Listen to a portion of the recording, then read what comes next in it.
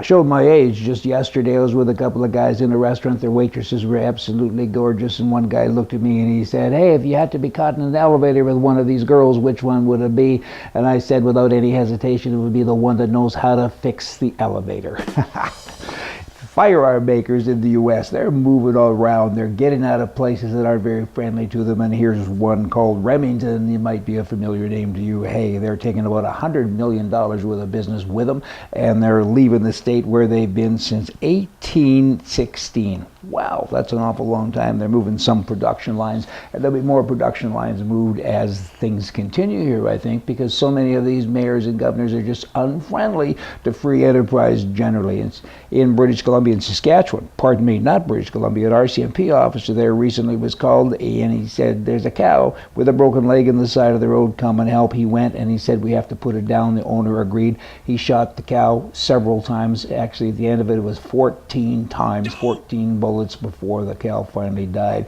Talk about cruelty to animals, I gotta say, or learn how to shoot. These guys, they don't know how to shoot. I've shot with a bunch of RCMP officers, and let me tell you, the bad guys are safe. These guys, they don't even have to have a gun license. They don't have to have what the citizenry has to have, and the guy goes out and doesn't know how to shoot a cow. Particularly in Saskatchewan, you should kind of know that. As it turns out, though, guess where he's from? He's from the east. He's from Quebec. That would be the RCMP officer, and I guess they don't have cows there, certainly not ones that speak English. I don't know, but should be part of the training. Cruelty to animals 14 times. Don't you know where to put a bullet in a cow that's right in front of you? Lay it on the ground. Obama, he has ignored and selectively enforced the law. He's repeatedly created new laws that's unconstitutional. The U.S. Constitution outright declares that the president shall take care that the laws be faithfully executed. And President Okami has not done that, and I got to tell you, he should be locked up because he took the oath and he breaks it daily. What's going on with that? Imagine growing up in a country like this and saying, "Well, the president does it, why can't I?" Ugh. Justice Minister Peter MacKay, this is out of Halifax in Canada, he says there's nothing the government can do to prevent Paul Bernardo, he's a serial killer, he's in Canada, he's just a bad person, from communicating with the woman who's reportedly planning to marry him. Well, actually, there is something you could do. You could still do it. Hang him.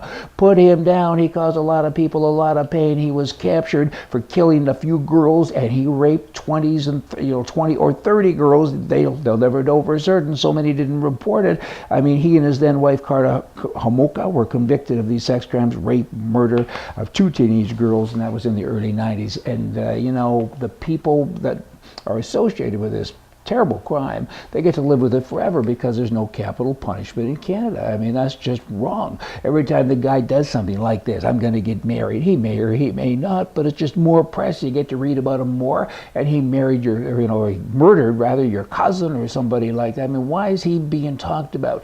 The only time his name should be mentioned should be this is the anniversary of the date that he was executed.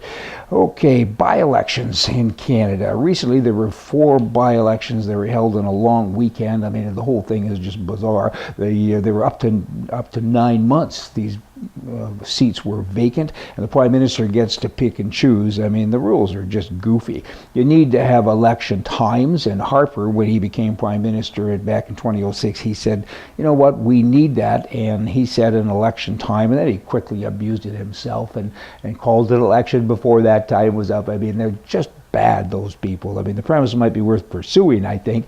Again, even if there's, if it's just for by-elections, but certainly somebody in Canada's got to wake up and kind of work with the citizens because the present government doesn't do that. Gas, fuel, petroleum.